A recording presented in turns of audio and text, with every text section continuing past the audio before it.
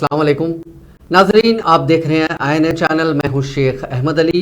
इस news bulletin में आइए नजर डालते हैं दिन भर की बड़ी खबरों पर।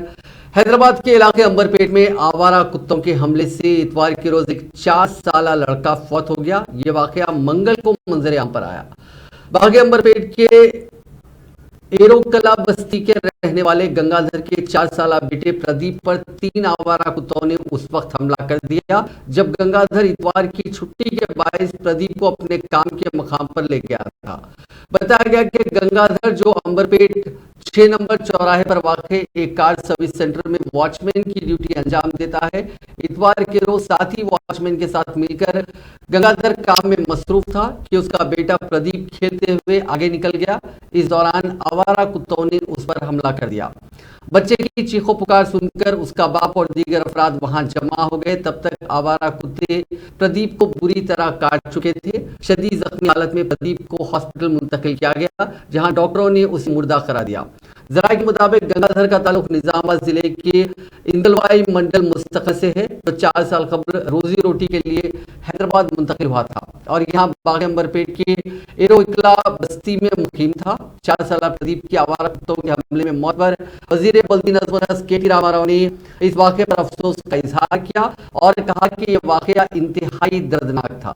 इस तरह के वाक़े का मुस्तकबिल में आदा ना होने देने के लिए सख्त गिर इक़दाम किए जाएंगे। इस सिलसिले में रियासत के तमाम कॉरपोरेशनों और बल्दियात में आवारा कुत्तों से पाक करने के लिए एक खुसूसी मुहिम चलाई जा रही है। वज़ीर बल्दी नज़्म व नस्क ने कहा कि सिलसिले में एनिमल प्रोटेक्शन सेंटर्स और जानवरों की नसबंदी के मराकज़ कायम किए गए हैं। खास तौर पर आवारा कुत्तों की नसबंदी के इक़दाम किए जा रहे हैं।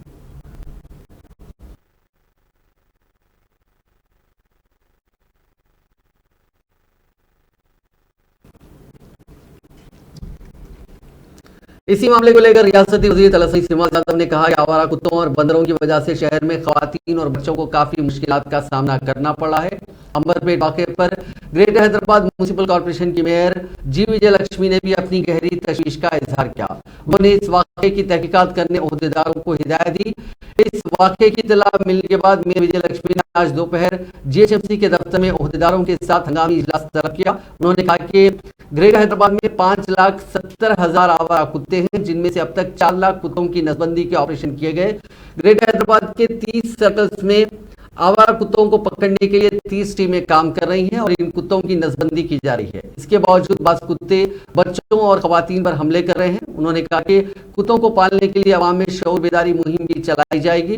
ग्रेटर हैदराबाद के हर सर्कल में हर माह 20 कुत्तों को पालने की अवाम को जिम्मेदारी दी जाएगी। इस तरह हर माह शहर से 600 कुत्तों को पालने की जिम्मेदारी सौंपी जाएगी। उन्होंने कहा कि कुत्तों के खिलाफ कार्रवाई न करने से मुतालिक सुप्रीम कोर्ट के गाइडलाइंस है, इस वजह से उनके खिलाफ कोई कार्रवाई नहीं की जा रही है। तेलंगाना हाईकोर्ट ने पुलिस की मुबैना मारपीट से फौत होने वाले मेदक के 37 साला खदीर खान के वाक़े की समाअत की। हाईकोर्ट ने अखबारात में शाया होने वाले खदीर खान की मौत की खबरों पर इस केस को समाअत के लिए सुमोटो लिया। चीफ जस्टिस उज्ज्वल भुयान और जस्टिस तुकाराम जी पर मुश्तमिल बेंच ने इस मामले की समाअत की। इस मौके पर हुकूमत की तरफ से एडिशनल एडवोकेट जनरल ने हाईकोर्ट को बताया कि खदीर खान को चोरी के केस में पकड़ने के बाद अदालत में पेश किया गया और अदालत में पेश करने के 14 दिन बाद उनकी मौत हुई। हाईकोर्ट ने इस मामले में रियासती हुकूमत के चीफ सेक्रेटरी, महकमे दाखिला के principal secretary, DGP Medak, SP, DSP और SHI को नोटिस जारी करते हुए जवाबी हलफनामा दाखिल करने की हिदायत दी और इस केस की समाअत 14 मार्च तक मुलतवी कर दी। माह शाबान का चांद नजर आ गया। बतारीख 22 फरवरी यानी बरोज़े चाशुम्बा यकम शाबान मौज़म होगी और 7 मार्च को शब बरात होगी। मरकजी रुयत हिलाल कमेटी सदर मजलिस उलमाए दक्कन का महाना इजलास बज़िमन रुयत हिलाल माह शाबान मौज़म ज़ेर निगरानी मौलाना सैयद मोहम्मद कबूल बादशाह क़ादरी अल शत्तारी मोतमद सदर मजलिस उलमाए दक्कन आज मुनक़िद हुआ। मरकजी रुयत हिलाल कमेटी सदर मजलिस उलमाए दक्कन ने ऐलान किया कि तारीख 22 फरवरी 2023 बरोज़े चाशुम्बा यकम शाबानुल मुअज़्ज़म होगी। सदर कुल हिंद मजलिस इत्तेहादुल मुस्लिमीन व रुकन पार्लियामेंट हैदराबाद असदुद्दीन अवैसी ने इदारे जात मकामी हैदराबाद से तेलंगाना कानून साज काउंसिल की मखलूआ होने वाली नशिस्त के लिए जमात के सरगर्म कारकुन मिर्जा रहमत बेग कादरी को उम्मीदवार बनाने का ऐलान किया। असदुद्दीन अवैसी ने इस ताल्लुक से एक ट्वीट करते हुए ये इत्तला दी। इस सीट पर इब्तिदा से ही मजलिस इत्तेहादुल मुस्लिमीन का कब्जा रहा, जहां इस हल्के से सैयद अमीनुल हसन जाफरी नुमाइंदगी करते आ रहे हैं। उनकी मियाद खत्म हो रही है, जिसके पेश नज़र इस हल्के में 13 मार्च को इंतखाब होगा। इस सीट पर मजलिस हुक्मरां जमात BRS की ताईद से कामयाब होती नजर आ रही है। बैरिस्टर अवैसी ने अपने ट्वीट में सैयद अमीनुल हसन जाफरी का भी मजलिस इत्तेहादुल मुस्लिमीन के लिए कीमती खिदमात के लिए शुक्रिया अदा किया, जिनकी मियाद करीब खत्म होने वाली है, और कहा कि अमीनुल हसन जाफरी के तजुर्बात से मुस्तकबिल में भी इस्तेफादा किया जाएगा। इस मरतबा भी सदर मजलिस की दरखास्त पर चीफ मिनिस्टर चंद्रशेखर राव ने लोकल बॉडी MLC की सीट पर साबिक की तरह मजलिस के उम्मीदवार की तायद का ऐलान किया। आज सुबह चीफ मिनिस्टर KCR ने पार्टी रफका से मुशावरत के बाद मजलिस की तायद का ऐलान किया। इसके चंद घंटों बाद सदर मजलिस ने पार्टी उम्मीदवार मिर्जा रहमत बेग के नाम का ऐलान किया। वज़ीर इंडस्ट्रीज व IT KT रामाराव ने कहा है कि साल 2028 तक शहर हैदराबाद में लाइफ साइंस इकोसिस्टम की कदर को दुगना किया जाएगा। इस तरह इस शोबे में काम करने वाले 4 लाख मुलाजिमीन की जगह 8 लाख अफराद को मुलाजिमत के मौके फराहम किए जाएंगे। बायो एशिया कॉन्फ्रेंस के पेश नज़र वज़ीर मौसूफ ने ओहदेदारों के साथ बातचीत की। उन्होंने बायो एशिया की अहमियत के साथ साथ फार्मा के शोबे में होने वाली तरक्की और हुकूमत के इक़दामात की तफसीलात पर रोशनी डाली। KTR ने कहा कि अब तक बायो एशिया के 19 कॉन्फ्रेंस मुकम्मल कर लिए गए हैं। इस मरतबा 20वीं कॉन्फ्रेंस का एहतमाम किया जा रहा है, जो 24 फरवरी से 26 फरवरी तक जारी रहेगी।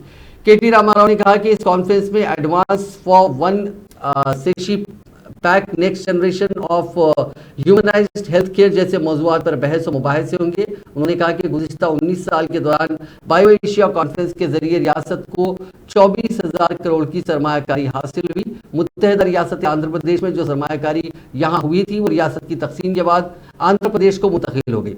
उन्होंने कहा कि मुल्क की लाइफ साइंसेज के शोबे में सरमायाकारी के मौक़ों को दुनिया के ममालिक में मुतारिफ करने के लिए ये कॉन्फ्रेंस काफ़ी सूदमंद साबित होगी, क्योंकि इस कॉन्फ्रेंस में 100 से ज़ायद ममालिक के साइंसदान, नोबल अवार्ड याफ्ता शख्सियात हिस्सा लेंगे।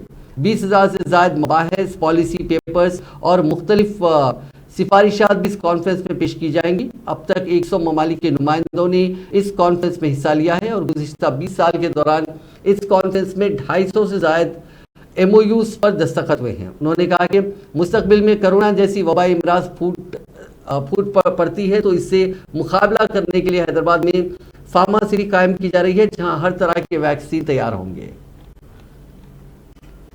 वज़ीर इंफॉर्मेशन टेक्नोलॉजी KT रामाराव ने एक मरतबा फिर वज़ीर आज़म नरेंद्र मोदी को तनकीद का निशाना बनाया। उन्होंने रूस और यूक्रेन की जंग, वज़ीर आज़म मोदी के रखवाले से मुतालिक BJP के कौमी सदर JP नड्डा के दावे पर तबसरा करते हुए कहा कि वज़ीर आज़म नरेंद्र मोदी BJP की हुकूमत वाली रियासत कर्नाटक और महाराष्ट्र के दरमियान बेलगावी सरहदी मसले को हल करने में नाकाम रहे, लेकिन BJP के कौमी सदर JP नड्डा ये झूठा दावा कर रहे हैं कि मोदी ने रूस और यूक्रेन के दरमियान जंग रुकवाई। उन्होंने याद दिलाया कि ये उनकी खुद की वजारत खारजा ने कहा था कि ये बात गलत है। सोशल मीडिया के अहम प्लेटफॉर्म ट्विटर पर सरगर्म KTR ने कर्नाटका के ODP में JP नड्डा के मोदी की सताइश करने वाले दफ्तरों के बारे में एक खबर का तराशा भी पोस्ट किया। नड्डा ने इस जलसे से खिताब करते हुए कहा था कि हिंदुस्तान की तारीख में मोदी जैसा अजीम वज़ीर आज़म नहीं है। उन्होंने 22,500 हिंदुस्तानी तुलबा को वापस लाने के लिए, यूक्रेन में जंग रोकने के लिए रूस की भी सताइश की थी। इस पर KTR ने तंज करते हुए कहा कि और कितना फेंकोगे सर। तेलंगाना प्रदेश कांग्रेस के सरबराह रेवंत रेड्डी ने कांग्रेस लीडर T पवन पर हमले की मजम्मत की। उन्होंने वरंगल में जख्मी पवन की अयादत की, जो अस्पताल में जेर इलाज है। उन्होंने मुतालबा किया कि हमला करने वाले मुलाजिमीन के खिलाफ मुकदमा दर्ज करके कानूनी कार्रवाई की जाए। रेवंत ने तरक्की के 42 कायदीन जिले वरंगल में इंतशार पसंद कुव्वतें बन गए हैं। उन्होंने कहा कि मुत्तहदा वरंगल जिले में गुंडों का राज चल रहा है। उन्होंने हवाला देते हुए कहा कि कांग्रेस लीडर पवन का मानना है कि मुताल्लिका रुकन असेंबली की ईमा पर ही उन पर हमला किया गया। उन्होंने मकामी MLA विनय भास्कर के खिलाफ मुकदमा दर्ज करने का मुतालबा किया। रेवंत ने इल्जाम लगाया कि पुलिस सियासी दबाव और हुकूमत की हिदायत पर हमलावरों का तहफ़्फ़ुज़ कर रही है। रेवंत ने मुतालबा किया कि DGP को इस वाक़े का जवाब देना चाहिए। उन्होंने पार्टी कारकुनों से रियासत भर में एहतजाजी मुजाहरे करने और वज़ीर आला के पुतले नजर आतिश करने की अपील की। रेवंत रेड्डी की इस अपील पर यूथ कांग्रेस के कारकुनों ने आज डीजीपी ऑफिस के रूबरू मुजाहरा किया।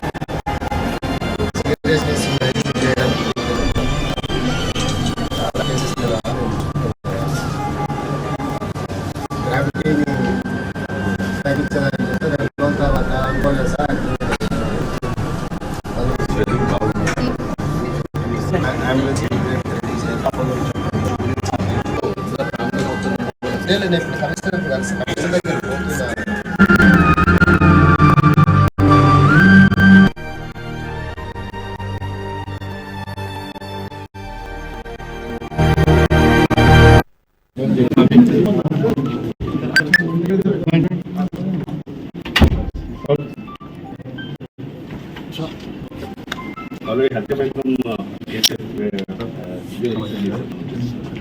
so the ఏమి అంటే నాట్ సెవెన్ కేడెట్ ఇచ్చిన పర్టికులర్ ఈ గ్యాంగ్ ఇట్లాంటి టైంలో గంజాయి తీసుకొని ఇది చేస్తున్నారు అనేది ఇది అంటే స్టేట్ అనే సమస్య అయింది. పర్టికులర్గా ఈ పిల్లలు ఎవరైతే ఒక టీము ఈ గంజాయి మక్కు సీరియస్ మెనేజ్ మనకి ఇప్పుడు ఈరోజే ప్రెస్ మీట్ ఉంది కాబట్టి 170 కేజీల గంజాయి కూడా సీజ్ చేసి ఈరోజు ప్రెస్ మీట్ ఉంటుంది.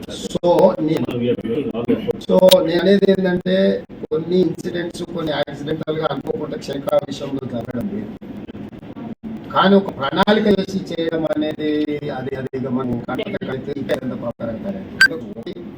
ఉన్న అందులో ఉన్న వాళ్ళ ఫోన్ కాంటాక్ట్ డేటా తీసుకొని దాంట్లో ఎవరు ఇన్స్ట్రక్షన్స్ అనేది ఒకటి చేయించండి. రెండు ఈ ఇందులో ఉన్న వాళ్ళందరూ కూడా ఇమ్మీడియట్ గా మీరు గంజాయి దీని మీద డ్రగ్స్ ఏమేమి మీరు బ్లడ్ శాంపిల్స్ కలెక్ట్ చేస్తారో ఏమి కలెక్ట్ చేస్తారో మీరు డ్యూ ప్రాసెస్ మొత్తం చంపే ప్రక్రియలో అతను చావు నుంచి తప్పించుకున్నాడు. ఇట్లాంటి దుర్మార్గమైన చర్యలు ఇది మొదటిసారి కాదు.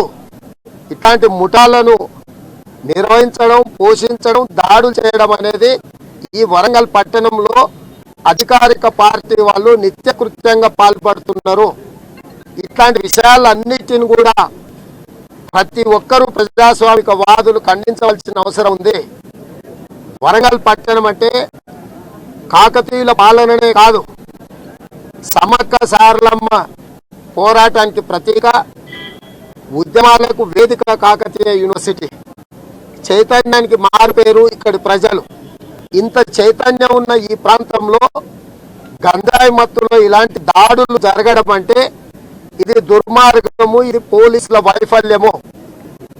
ఒక పిసిసి అధ్యక్షుడిగా, పార్లమెంట్ సభ్యుడిగా, ప్రధాన ప్రతిపక్ష పార్టీగా మా కార్యక్రమం ఉంటే సంపూర్ణమైన పోలీసు నిఘా పెట్టి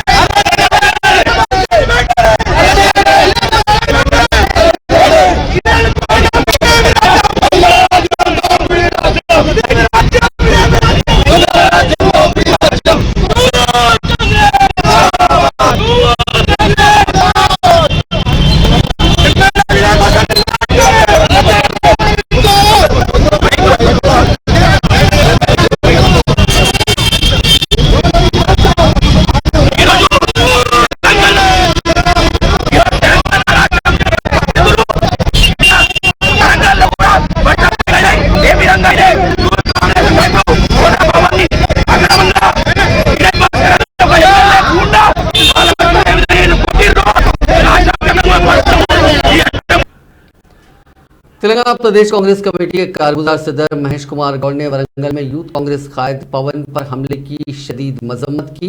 उन्होंने बरहमी का इजहार करते हुए कहा कि मकामी रुकन असेंबली विनय भास्कर के पैरोकारों ने पवन पर वहशियाना हमला किया। उन्होंने सवाल किया कि अगर बीआरएस के करप्शन के पोस्टर लगाए जा रहे हैं तो कांग्रेस के कारकुनों पर हमला कैसे किया जा सकता है। उन्होंने कहा कि अगर कांग्रेस कारकुन भी जवाबी हमला करते हैं तो ऐसी सूरत हाल पैदा हो जाएगी कि बीआरएस एमएलए को रियासत छोड़नी पड़ेगी। महेश कुमार गौड़ ने विनय भास्कर के खिलाफ इक़दाम कत्ल के तहत मुकदमा दर्ज करने और उन्हें गिरफ्तार करने का मुतालबा किया। टीआरएस सरकार तेलंगाना में आने के बाद ना डेमोक्रेसी को रिस्पेक्ट कर रहे हैं, ना कॉन्स्टिट्यूशन को रिस्पेक्ट कर रहे हैं। चंद पुलिस और आईएएस ऑफिसरों को गोद में लगा के मनमानी राजनीति कर रहे हैं। कल वरंगल में उस संगठन युवक कांग्रेस के नेता पवन के ऊपर विनय भास्कर लोकल एमएलए के आदमियां गुंडे लोग जो अटैक करे, ये एंटी डेमोक्रेटिक है। पुलिस सख्त कार्रवाई शुरू करनी चाहिए। कांग्रेस पार्टी डिमांड कर रही विनय भास्कर को 307 के अंदर केस बुक करके उसको अरेस्ट करना है। कांग्रेस पार्टी टीआरएस सरकार के ऊपर, मिनिस्टरों के ऊपर, एमएलएस के ऊपर चार्जशीट दे रही है। क्या गलती है? डेमोक्रेसी में नेता लोग करे सो गलतियों को अपोजिशन पार्टियां खुलासा करते, ये रिवाज है। वही सिलसिले में हम कल विनय भास्कर के ऊपर चार्जशीट खोलने गए। विनय भास्कर के आदमियां हमारे युवा कांग्रेस के नेता के ऊपर अटैक करे, जानलेवा हमला हुआ। अभी हॉस्पिटल में वो सीरियस पड़ा है। हम सरकार से, वहाँ के कमिश्नर और पुलिस डिपार्टमेंट से, टीआरएस सरकार से हम रिक्वेस्ट करें इमीडिएट 307 के अंदर विनय भास्कर को बुक करना चाहिए। तेलंगाना की हुक्मरान जमात बीआरएस के रुकने कानून साज काउंसिल कौशिक रेड्डी कौमी कमीशन बराए खवातीन के सामने हाजिर हुए। कमीशन ने तेलंगाना की गवर्नर तमिलिसाई सौंदरराजन के खिलाफ नामुनासिब रिमार्क का खुद नोट लेते हुए कौशिक रेड्डी को नोटिस जारी की थी और हिदायत दी थी कि कमीशन के सामने हाजिर हो। खवातीन के कौमी कमीशन ने वाज़ेह किया था कि कौशिक रेड्डी के अल्फाज गवर्नर के विखार की तौहीन है। गुज़िश्ता माह कौशिक रेड्डी ने करीमनगर जिले के जिमीकोंटा में मुनक़िदा एक प्रोग्राम में गवर्नर के बारे में मुबैना तौर पर नामुनासिब तबसरा किया था। कौमी कमीशन बराए खवातीन ने शदीद तनकीद के बाद इस मामले को अपने तौर पर लेते हुए नोटिस जारी की थी। वैसा तेलंगाना पार्टी की सरबराह वैस शर्मिला ने हुक्मरान जमात बीआरएस के रुकन असेंबली शंकर नायक के खिलाफ खवातीन कमीशन से शिकायत की है।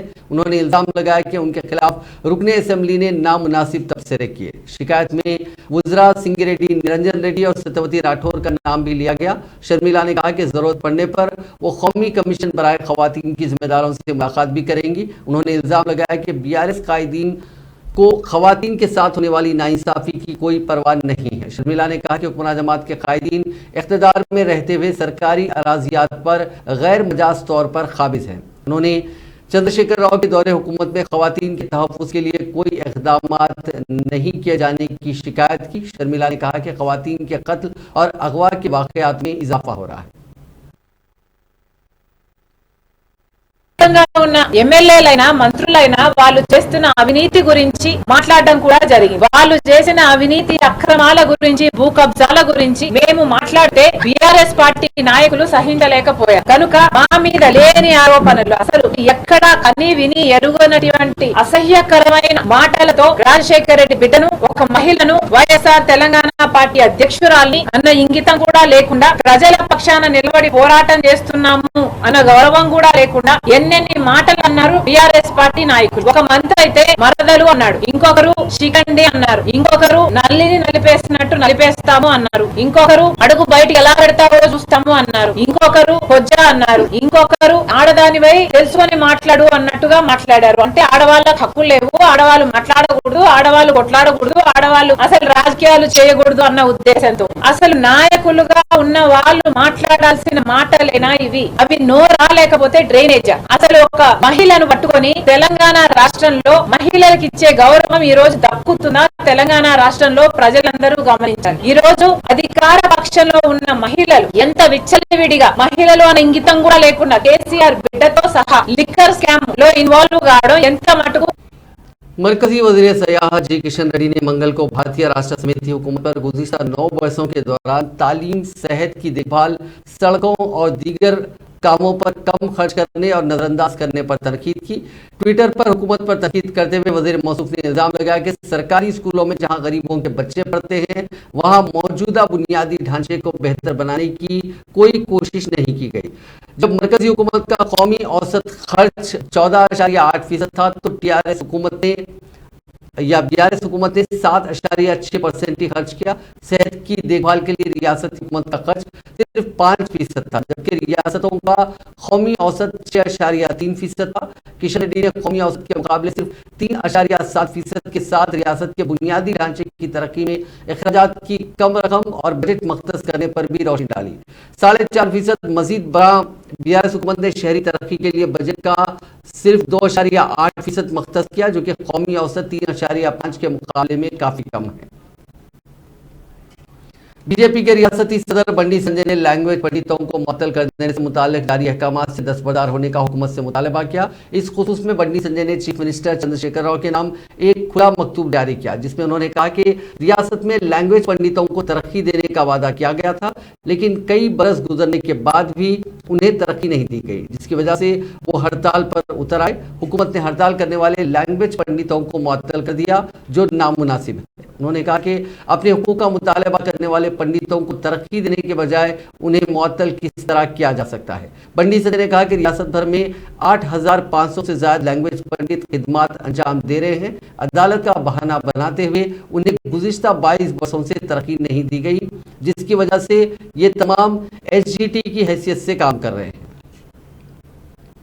हैदराबाद के महकमे मौसमियात के डायरेक्टर के नागर रत्ना ने कहा कि हिंदुस्तानी महकमे मौसमियात की जानिब से मौसम की पेशकयासी में मजीद बेहतरी के लिए कई कोशिशों के बेहतर नताइज सामने आ रहे हैं। फिलहाल रियासत के मरकज में मौसमी असरात के इंतबाह का निज़ाम मौजूद है, जिसको आइंदा बारिश से जिलावारी तौर पर शुरू किया जाएगा। महकमे मौसमियात की जानिब से बिजली गिरने के बारे में पेशकयासी की जाएगी। मार्च से वरंगल शहर में जोनवारी तौर पर मौसम की पेशकयासी शुरू हो जाएगी। उन्होंने रियासत में रात में सर्दी और दिन में गर्मी से मुतालिक कहा कि कोई गैर मामूली बात नहीं है। फरवरी में सर्दियों से खुश्क मौसम में तब्दीली के दौरान इस तरह के हालात देखे जा सकते हैं।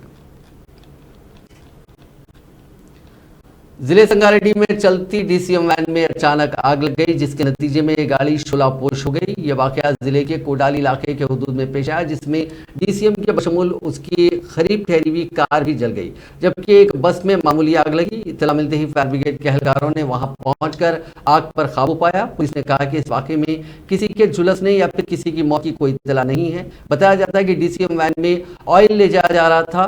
इस वाक़े के सबब राहगीर और मकामी अफराद खौफजदा हो गए। कई अफराद ने सड़क पर अपनी गाड़ी को ठहराते हुए जलती हुई गाड़ियों के मंजर को अपने सेलफोन के कैमरों में कैद कर लिया। शहर हैदराबाद के हबीबनगर की एक दुकान में आग लग गई। ये वाक़या पीर की शब पेश आया, ताहम उसमें किसी के झुलसने या फिर किसी की मौत की कोई इत्तला नहीं मिली।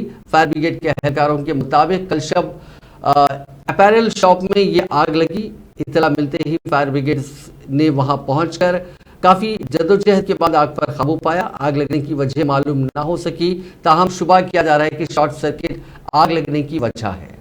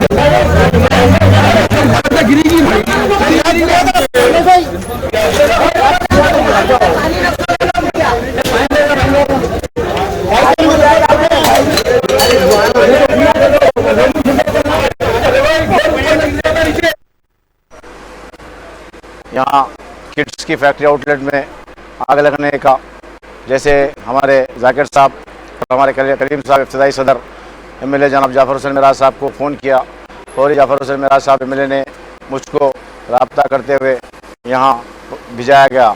यहाँ आकर पुलिस वालों ने और फायर ब्रिगेड ने 2 बजे इमीडिएट 10 मिनट में आकर पूरी आग को काबू में पा लिया गया। यहाँ पे कपड़ों की दुकान थी और उसके बाद में अलसफा जो कि एक वो डेयरी थी, उसमें भी थोड़ी बहुत लगी। यहाँ मुकामी लोगों ने और सब मिलकर यहाँ स्टाफ ने, पुलिस वालों ने और फायर वालों ने बड़ी तेज़ी से जो है आग कंट्रोल पा लिया गया और किसी का जानी नुकसान नहीं हुआ है। और आग लगने की वजह ये बताई गई है कि शॉर्ट सर्किट से लगा है। अभी पुलिस वाले मालूम कर रहे हैं। नुकसान का तो वो लोगों का, अपने दुकान वालों का बोलना है 20-25 लाख रुपए का है, खैर अभी पूरा मालूम नहीं कर।